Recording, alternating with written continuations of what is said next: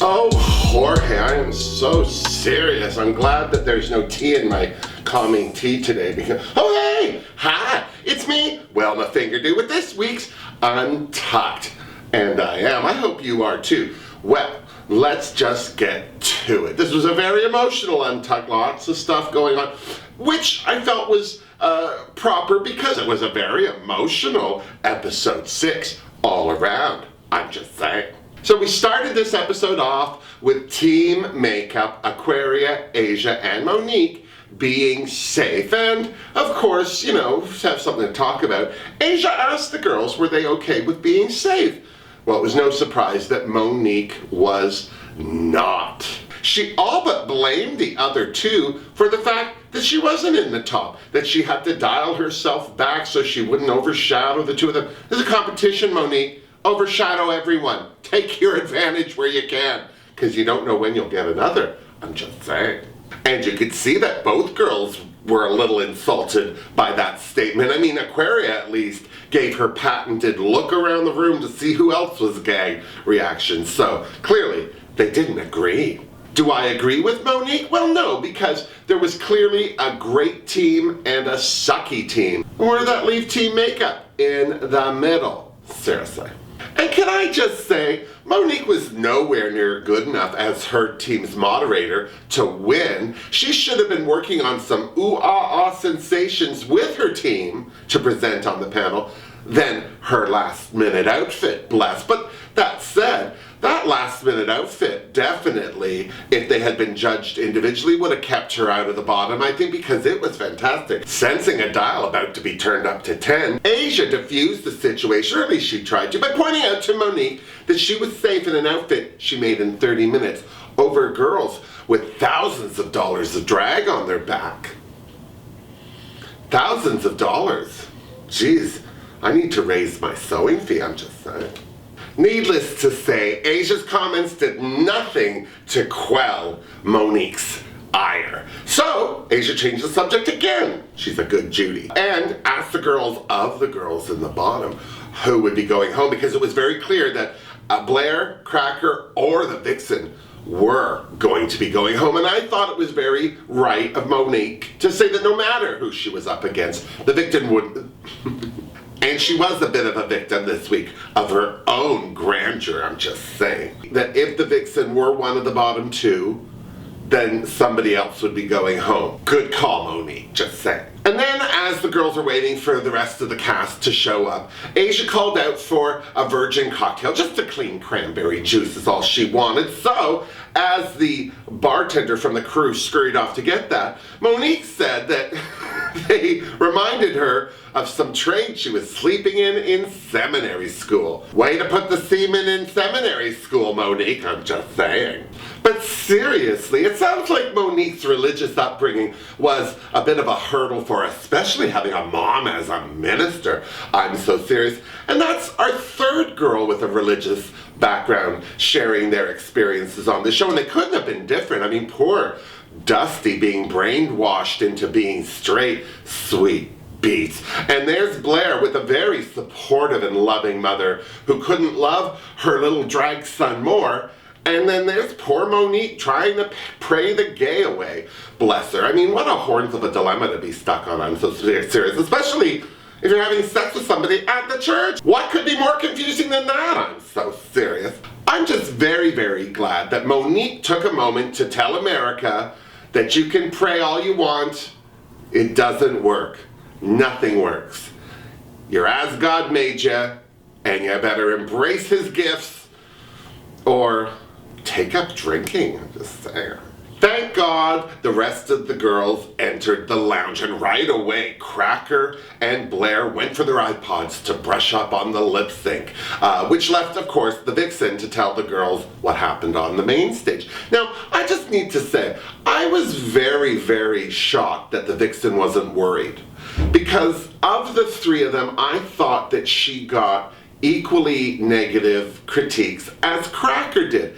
Blair, although she got some negative critiques for being a small ball of energy, no one seemed to have a problem with her other than that. And her runway look, I think, was Okay. But clearly, I think it was Cracker's runway look which saved her. This money well spent is all I'm saying, unless she made it herself. And good for you, Cracker, just saying. But as far as the vixen was concerned, she was clear and clean through to next week. Bless her. Without poking the bear, I have to say I'm glad that Eureka pointed out that the vixen got read just as hard as Cracker for picking on Blair, or at least appearing to do so. But in true Monique fashion, the vixen blamed Blair's timid personality on herself and Cracker stepping on her toes.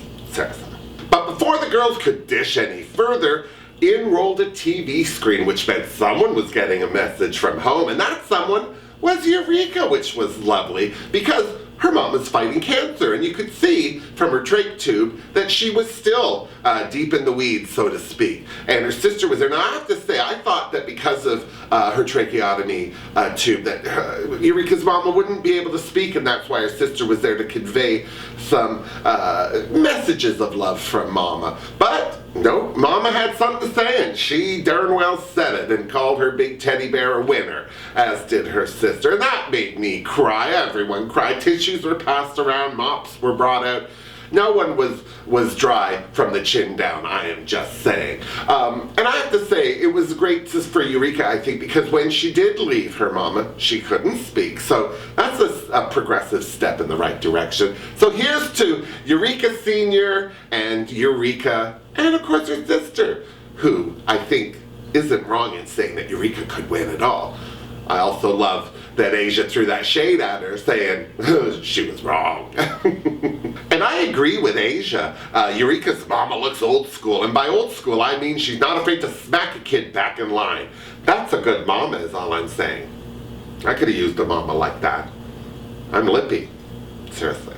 But before the girls could get too into their kumbaya moment, the TV fired up again with another message, this time for Blair. Her mama Peggy was there telling her about her love for her son and that she had a big old jug of ranch dressing waiting for her when she returned. And there's the mama I can support, I'm just saying. I think Blair really needed that message too this week, especially after her runway confession, which she shared with the other girls because Aquaria, Asia, and Monique hadn't heard it. And I have to say, I was so pleased for the support that Blair had because people don't realize that this is actually a bigger issue than most people think. A lot of young boys get raped, whether they're gay or not, and never talk about it. And socially, a lot of people think, well, you're a boy, you should have fought him off more, or if you're a gay boy, what did you hate about being raped? Rape is rape.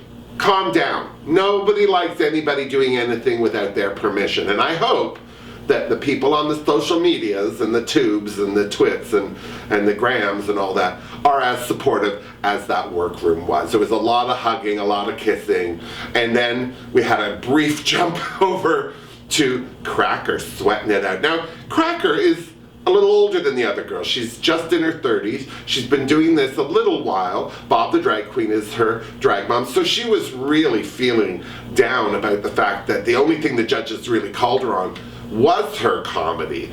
And I have to say, I don't think there was any comedy in this. And again, I think she fell into the same trap that Monet has been in the last couple of episodes, where she knows she's this good. It's a talking challenge. It's a reaction challenge. The audience, the other girls. I think that she thought she would just show up and be fantastic. And I bet you 9 times out of 10 that's the case. This was not the case. Any of her jokes certainly came off as bitchy and mean, especially where Blair was concerned. And just in dealing with the audience and the questions, that she seemed very flip and glib. And let's not gloss over the fact that she all but spat in RuPaul's face in that workroom when she said that DragCon was just a big excuse for all the drag queens to hang out. You see, that didn't impress Ru. She even took a moment to remind her that she brands everything is hers, and that because her name's on it, it all has to be executed at a certain level. Well, let's hope that when when Cracker watches this now, that she sees where she went wrong and how to fix it in the future, because she's not a bad queen, and I don't think she's a mean one. I just think she gets caught up in the moment, Sarsa. And then it was time to return to the main stage where there was more shocks and discoveries. I think that Cracker could have laid an egg when she was told she was safe. And again, good outfit, Cracker. But then I just thought the jaw-dropping reaction of the Vixen being in the bottom was a kick in the pants. I think she needs to, because some of these girls think that they've just by showing up that they're deserving, and that only makes them deserving of a place in the contest. It doesn't mean that they get a crown. If everyone got a crown, it wouldn't be special. That's not. So as predicted, the Vixen sent Blair St. Clair home, poor sweet thing. But let's not be sad for Blair too long. We're going to hear lots from her, especially since she just dropped her first single. I'm so serious. It's called Now or Never. And I just need to say, Blair St. Clair has a fantastic singing voice. I'm so serious. So here's to her and her future. I'm sure we're going to see her soon enough. There's 2 drag cons are coming. And apparently All Stars 4. I'm just saying. So there you have it. 8 girls left, and next week it's the Snatch Game, which is my favorite challenge because this is the one that separates the performers from the posers. If these girls haven't already picked the perfect personality to impersonate, they're already on the rocks. But if they picked a personality with no personality and they're unable to inject some of their own, well, these are the girls that are going to end up at the bottom. I'm so serious. Who's it going to be? Who can say? I'm expecting big things from Monet, Cracker, and Monique. The rest of the girls, I don't know. I bet you Aquaria is going to surprise us. And I wouldn't be surprised if that quiet little Cameron doesn't whip something out of her dance bag of tricks either. The only way we're going to find out is to tune in next week for episode 7 of RuPaul's Drag Race season 10. And then when you're done, you come on back and see me so you and I can compare notes. Now before you leave, make sure you subscribe to my channel, make sure you like this video, and do yourself and your friends and me a little favor by sharing this video with any of the people that you know love watching RuPaul's Drag Race. Seriously, until next week, miss me! Mwah! Seriously, Jorge, I think we just have to stop even using a teacup. I mean, who are we kidding? There's no tea in here. Oh, yes.